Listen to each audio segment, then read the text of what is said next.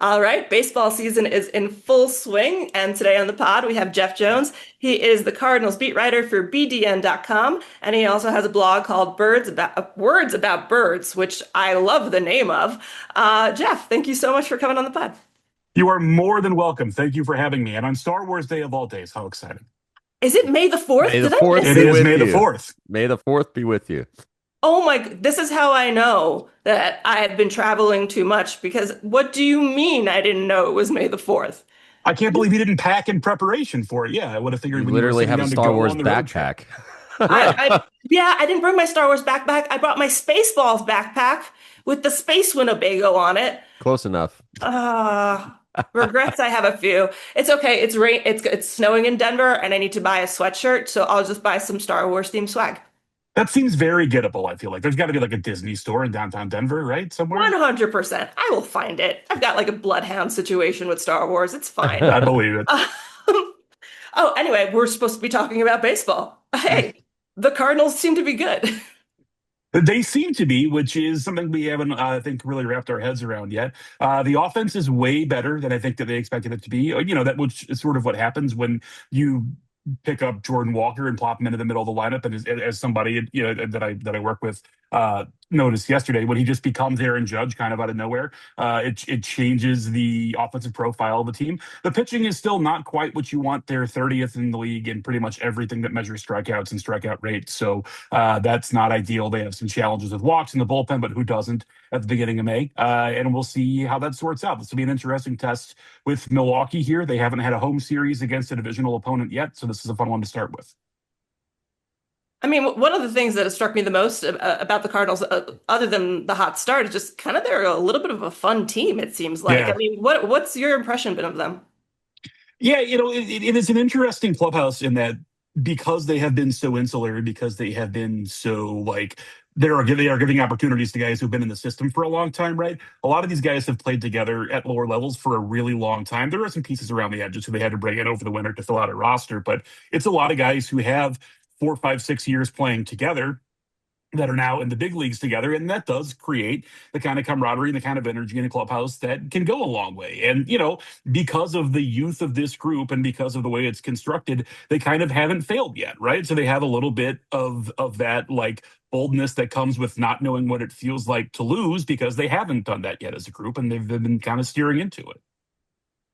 Yeah, when I look at this team, it seems like kind of like a fun college World Series bound baseball team that, gets up for each other and is excited, genuinely excited for each other. Even that Ollie Marmol seems to be having a lot of fun. Like I love seeing the smile on his face. I love seeing him dap up the players, after a victory. He seems just genuinely happy for his guys, which I can't remember this kind of joy in the last like few seasons when Arenado was there and then kind of the drama behind the trade situation, Mo's last year, um, Heim Bloom. This coming in this year has just been such a breath of fresh air, and I think for the fans as well, we haven't had Yeah. the expectations are obviously tempered a little bit, but it seemed like okay, we're just gonna lose like last season, and it's gonna be fine, and the fans are just gonna have to deal with it.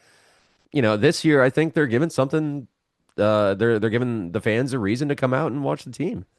Yeah, it was sort of an interesting situation that Ollie Marble got dropped into when he got the job, right? Because he ends up there heading into the 2022 season after a year where Mike Schilt, drew manager of the year votes, but there were some issues kind of behind the scenes and around the sort of broader organizational concept, right? That led to that sort of falling apart. And so Ollie takes Philosophical over. differences, Right, yeah. However whatever Mo that decided to means. cover for it. And it's so funny because that's one of those like, and I have a lot this is going to be miles off topic, but that is one of those things where because of the nature of the stuff that was going on, I think that where we were like in culture at that time, if the explanation had been there were some like workplace issues with Mike Schilt, then that would have probably been perceived in a way that was not intended nor that occurred, right? Like this was not like a harassment sort of situation. This was the guy didn't really work well with others, and he would get after the coaches, and especially get after like the trainers, people in the front. Like, there was stuff like that, stuff that we saw reported out later after he left San Diego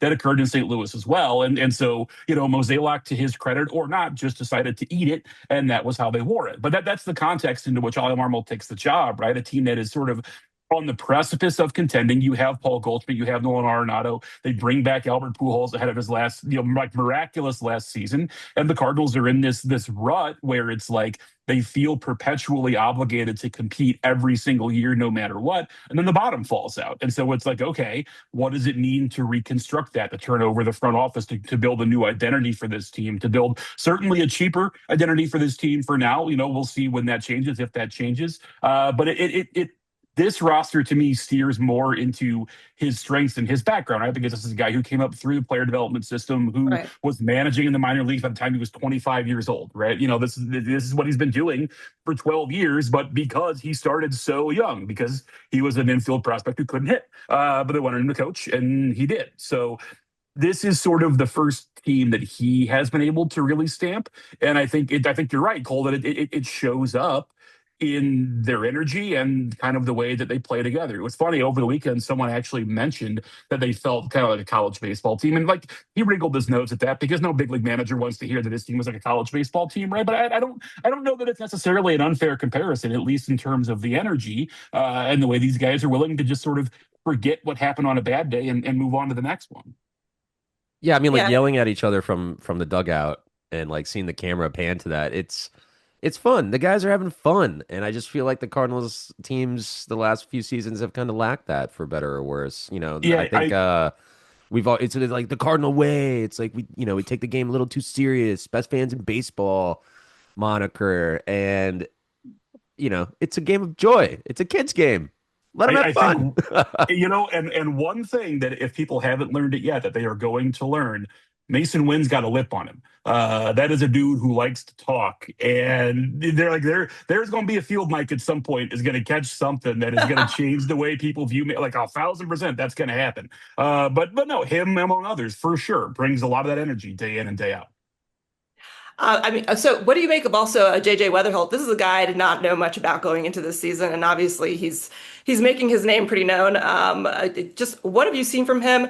And do you think like something his start could be sustainable? So I guess the thing to say is I'll start on the super high end and say I had a scout tell me once that Weatherholt is like imagine Dustin Pedroia if he also hit for power, which is like an impossibly high bar for anybody Right. to clear, right? That's a ridiculous kind of a way to look at a prospect. But the thing with Weatherholt is that he has hit the ground running like immediately from day one. He has not fully formed because he's 23 years old and he's in his rookie season, but has looked like a guy who absolutely belongs. Like the defense at second base has been stellar. He's getting on base. He's handling the top of the lineup, no doubt. And it's interesting because Cardinals fans had so much whiplash after Jordan Walker, who was previously number one on a whole lot of prospect lists, reached the big leagues, has one good month, and then 2.5 years of struggle, right? And it creates this weird feeling among Cardinals fans where I think there was a lot of bracing for what happens if Weatherholt makes the opening day roster and then 20 games in, it looks the way that it looked for Walker 20 games in. And that's just not the case. And for a lot of reasons, up to and including Jordan Walker is like 3 months older than JJ Weatherholt. They are the same age, right? They just reached this point in the big leagues at different points in their careers because Walker didn't go to college and Weatherholt did. And so he's just such a polished and professional and like out of the box impact player. That's a really rare thing. That's an especially rare thing for a second baseman to be. Usually you're not able to impact the game in that sort of way from that spot. But he has been. He's been the leadoff hitter from day one, and they have no hesitation about that. I spoke to Chaim Bloom over the weekend sort of about just the history of how that draft room went right in 24 that he got here, because when Travis Bazzana made his debut over the last week, it sort of dragged up some of that.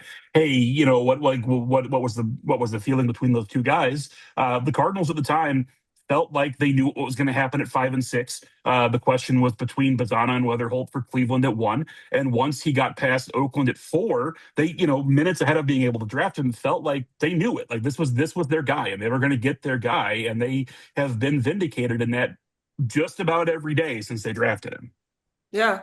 I mean, I think I like the Cardinals. I hate to say this out loud. I think I also just cursed the Cardinals, but I do think that they're a really interesting team, which kind of like brings me to this other idea. I mean, like if they are able to sustain this for, at least be in it for a stretch of time, is this a situation where you do kind of start looking at the trade deadline and acquiring pieces, even though this is sort of a development year? So I think about it in like three different buckets, right? There's the one where you get to the deadline and they're 15 games above 500 and they're in first in the NL Central, or they're in the first wild card and clear Sounds the good to playoffs by me. like nine. Sure, hey, and they're clear the playoffs by like 9 games. In that case, they probably have to go get a starter and reliever. They're not going to be trading out of the top chunk of their prospect pool, but they probably do have to go get some guys just to do it. Because one thing you really can't do is have a young team, tell them go out and play. Hein Bloom's big thing over the winter was we're not going to concede at anything. All the while they trimmed payroll down to like half of what it had been in recent years. They traded everyone they could possibly get their hands on. Right? They did all of this stuff. That does not that you can't really abandon ship on it, but you also can't tell players, sorry, we did all this, you did everything you could do, and tough luck. We're trading all the guys anyway. The second bucket of this is let's say they're like 7 games above 500 and they're in the second wild card and they're maybe 3 games clear of being in a playoff spot. Is that a situation where maybe you set a price for the guys that are pure rentals, right? Dustin May, Jojo Romero, Ryan Stanek, Ramon Arias, the guys that you brought in over the winter for the explicit purpose of being traded. And in that case, you set your price, and if somebody meets it, then you probably just have to bite the bullet and do it. You could do a little bit of the buy some, sell some thing, right? You could trade May and you could go get someone else, something like that, but you might still have to do that if you're kind of in that mushy middle. And then obviously the third path is the one where this falls apart and they're 8 games below 500 and the hell with it and they sell everyone. And that's all the free agents. And that's probably also like Riley O'Brien and Lars Nootbaar and Pedro Pajes. There's all these guys who have some team control who you don't have to trade at this deadline if you're kind of in that middle. But if you're way out of the race, that you're probably talking about just really, really stripping it down even beyond what they're at now. Getting Lars Nootbaar back is like a trade. It really kind of is. Like It when you is. look at, To be like, honest, until you said his name, I kind of forgot about Lars Nootbaar. That's how like locked in to this team. How did you forget about Lars Nootbaar? He was the reason Shohei Ohtani was coming to the Cardinals. that's right. And on, That's and true. on Star Wars Day of all days, to forget about the most Star Warsy named guy and all It's him and Bo Bichette. That's true. Yeah. Wow, yeah, no, we're putting that together. I was playing MLB The Show last night, and I was quite perturbed because, well, I got scooped up by the Rockies. So there you go, Laura, while you're in Denver. And B, the year was 2030, and JJ Weatherholt was on the Dodgers. Tell me that's not a foreshadowing. We need to lock this man up. The prophecy foretells. Take that as a warning shot, I guess, as he's For the sure. one. They rookie took middle Tommy infielder Edman from who us hasn't and signed it. Flaherty, Right. and it's Every other rookie middle infielder across baseball apparently has signed these like 9-year extensions in the last month and a half, and Weatherholt has not. So there's your warning. Oh God, yeah. Please forward this podcast to him.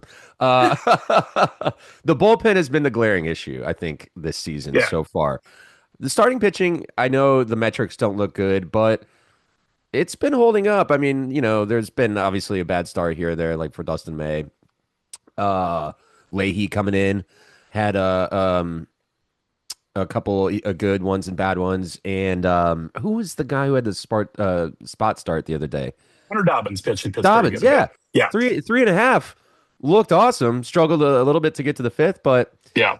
but the bullpen has to be restructured. I know you tweeted this morning there's a guy from the Reds. Do you think they'll maybe make a play at him?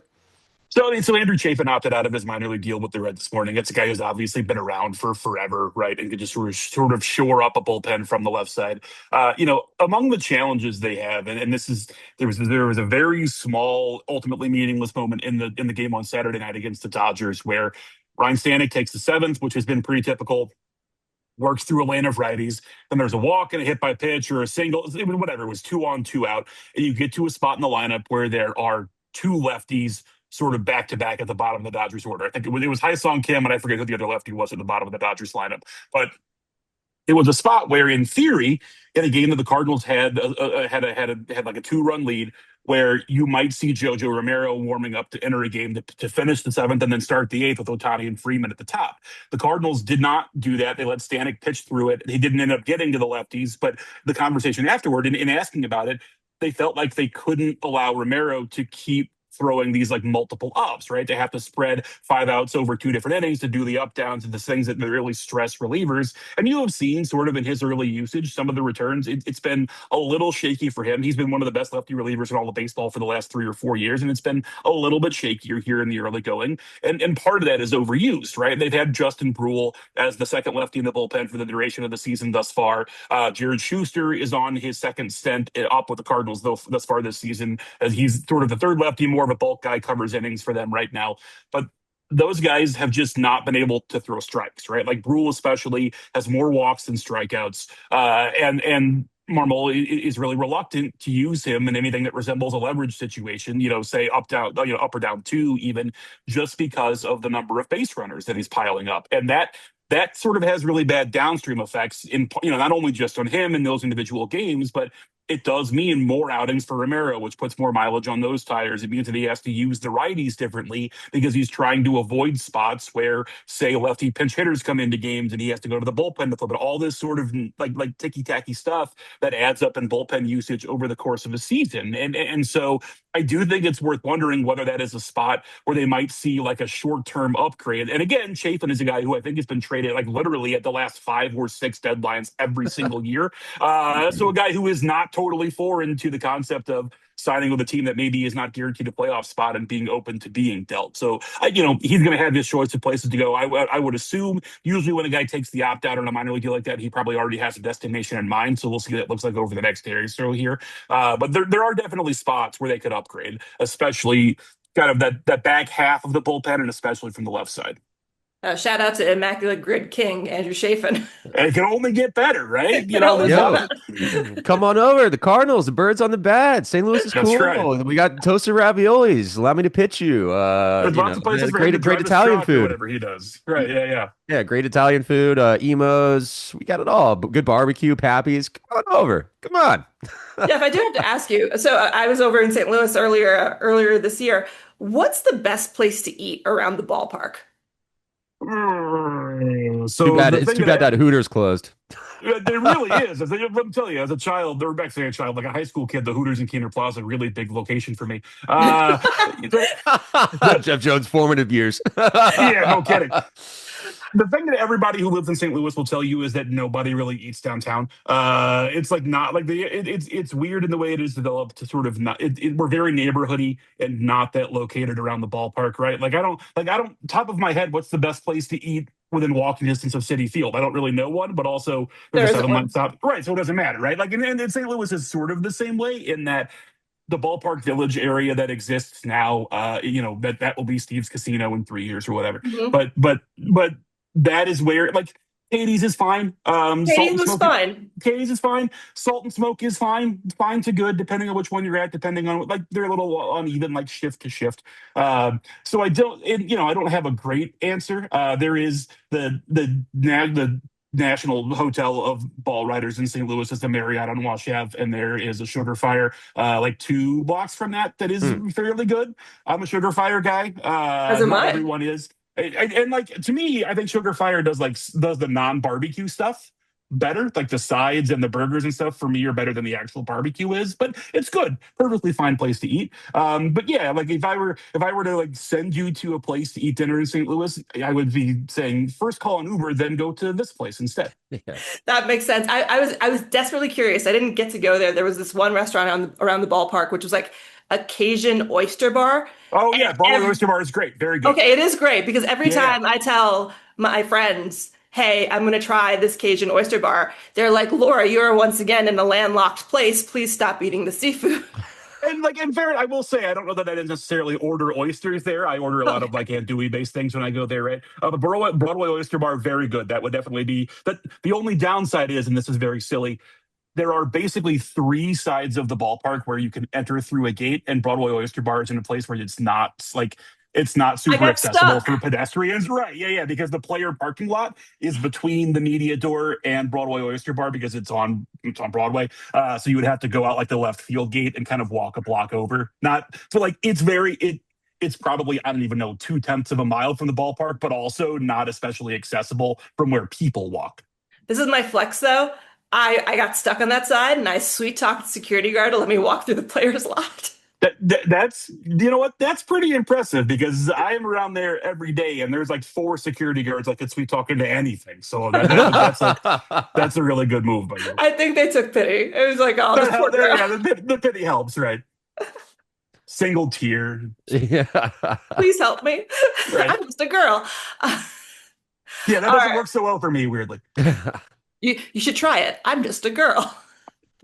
I would get a response. I don't know that it would be a helpful one, but I would get a response. Wow, this is totally falling off the rails. Uh, Sorry. no, it's okay. I'm not sorry. I'm not even remotely Yeah, sorry. yeah. Wait, so bobblehead? Are they doing a Star Wars bobblehead tonight or no? Oh God, I don't know. Missed If they are, opportunity. that's one where it's like when the guy walks by and hands me the giveaway, I know what the giveaway is. You guys keep chatting. I'm going to look to see if the Cardinals are having a Star Wars giveaway.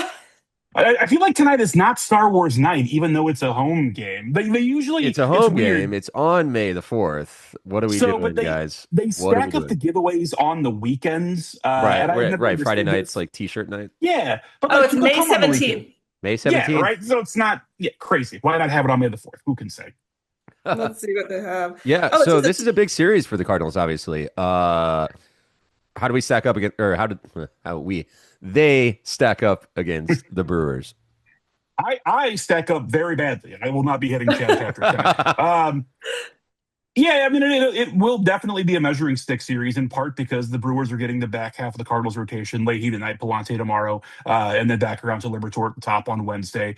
There's also weather. It is like gray and crummy here, and it's supposed to rain like hell all day tomorrow, so there's a decent chance I think that tomorrow's game doesn't get played. So we'll see if that matters at all. But they just took 2 of 3 from the Dodgers coming off of taking of 4 games in Pittsburgh, coming off of the series where they were swept at home by the Mariners, but were like borderline indignant about how well they played in that series. Like they came out of that series and were very much like, we actually played super well. The Again, score yeah, doesn't matter. We were again, great. it was the bullpen that It was the really, bullpen for yeah. sure. Yeah. And it was 2 1-run losses and a 2-run loss, right? So like And not they had the totally, lead and yeah, definitely 2 out of the 3 of those games, they the did. majority of it. And so this will be a series where if the Brewers come in and sweep them or they take 2 of 3 and they don't look competitive, then maybe you're talking about, okay, is this a reality check in terms of what this team is? But if this is one of those highly competitive series where say the Cardinals take 2 or the Cardinals take 1 and it looks like the Seattle series, you can continue to talk yourself into believing that it's going to sustain a little, right? Like, and the more of these they stack up, all of a sudden you look up and it's the middle of May and you've talked yourself into, well, maybe it's going to work. Or, it's 50 games into the season and they're 9 games above 500. And you're going, well, and at some point, like, I don't know what the point is. Somebody knows where the point is. Maybe I should know where the point is, but I don't know what the point is where it stops being too small to think that it is real. Proud St. Louis tradition, shout out KMOX's Mike Claiborne, is that the season starts on Flag Day. And then on Flag Day, you know what you are and what you're not. So maybe we're talking about it still 6 weeks from now before you can really measure what this team is. And because of the way it's constructed, because of the way that the bullpen is built out of guys who, it feels rude to say spare parts. So it built out of guys who were available in the back half of the bullpen. Maybe some of that doesn't sustain over the course of a season. But also, it's not easy, but the easiest thing for a sort of baseball ops department to do in terms of the big league roster during a season is to rebuild the bullpen, right? There are always guys you can go get. There are always guys who you think you can see something in. The guy that stands out to me here, George Soriano, is a guy who was on waivers like 5 times over the winter, who the Cardinals had a claim in for every time he was on waivers, who they eventually traded Andre Granillo for at the beginning of training camp. And Granillo was a guy who had options. Soriano does not, but the Cardinals are pretty convinced that this is a guy who throws a decent enough, like a league average fastball, throws a good changeup, but just didn't have a breaking pitch. This is a guy who they said, well, if we can get him to throw a gyro slider, all of a sudden he throws two pitches that go in different directions plus a fastball, and he gets guys out. And lo and behold, he's been a perfectly fine, like sixth, seventh inning type guy for that. That's been a thing that has worked for them. So there is at least a little bit of track record that says, hey, these guys know how to identify the right like waiver wire type guys who they can add a little bit to and turn into functioning big leaguers. And so if you want the optimistic view of how the bullpen gets better, it's that. It's that they pick out guys who maybe are not going to have a lot of acquisition costs, who you could make one or two tweaks and then sort of see decent progression from. I think you just made me a Bert Lever. So Nice. sorry. Nice. My personal expectation, I think there was 70 wins. Hopefully they'll clear that. If they could just play 500 ball this year in a rebuild and a retool year, I think that's pretty great. In a year that they're not expected to win, but I've talked to people about this. Like, this is a team that won 78 games last year, right? If they were to win 72 games this year, that's pretty much the same team, like more or less with variance over the course of a season. There really is not a lot of quality difference between a 72 and a 78 win team, other than it feels pretty different to be within a couple of games 500 or to lose 90 games, right? Those have different connotations. At the same time, this is a team that won 78 games last year. So if they won 85 games this year, that's also not especially different. That's maybe a little more break in the positive direction. Maybe that tells you, maybe that tells you that they weren't quite at their like ceiling of variance last season, and they would have to be this season to get to that 84, 85, 86 win plateau. But if they get there, they're making the playoffs. Like the third wild card in the NL is like an 84, 85 win team every year. And so if the Cardinals get there, a team that has won 90 games has never missed the playoffs in the NL since they expanded to 3 wild cards. That's that. No one has even come close. I think their wild card over the last 3 years has always been 83, 84, 85. So that doesn't seem totally crazy, especially when you're talking about a fifth of the way through the season being on pace for 95 wins. Like they can play 500 ball for the rest of the year. And if they did that, they are right on that playoff break line. Bring me back to Red October. Yeah, I mean, I have gotten to cover very many playoff games.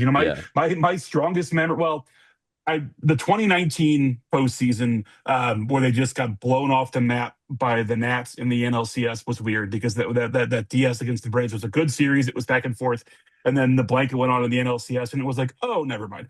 And then in 21, being at Dodger Stadium for that wild card game, it's funny. My memory, that it probably is not actually true, but my memory of that walk-off was that they were playing I Love LA before the Chris Taylor ball even landed.